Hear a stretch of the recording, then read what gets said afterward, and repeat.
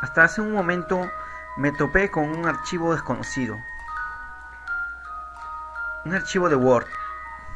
¿Qué digo? De PowerPoint.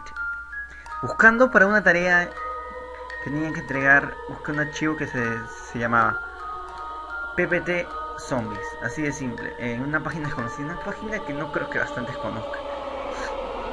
Bueno, lo descargué sin importar su procedencia y me topé con al momento de descargarlo vi una descarga normal, habitual, igual que siempre.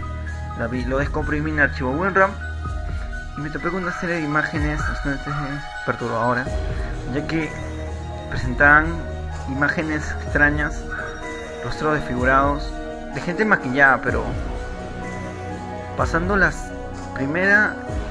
tercera cara, se mostraron imágenes que no sé si podría encontrarlo en cualquier buscador, pero que sí me dañaron la computadora, la mente.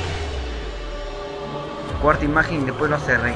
Ya perturbado por mí mismo, vi que el tema de mi computadora por sí mismo cambió. ¿Qué quiere decir esto?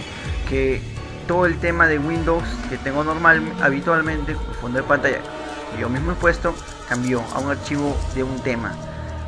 De descuartizamientos, abrí una carpeta, me salió una carpeta normal, pero con una cara, un pie descuartizado.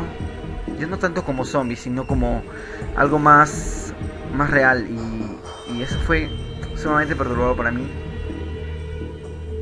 Después de demorarme casi media hora en descomprimir el tema, porque no sabía que se podía hacer eso, no intenté buscar el archivo otra vez y no lo volví a encontrar. No sé si alguien puede encontrarlo. Es un archivo de zombies que intenté abrirlo para modificarlo, para testarlo para una tarea, pero no, yo lo abrí y me mostraron imágenes horribles y sin necesidad de poder abrirlo y editarlo.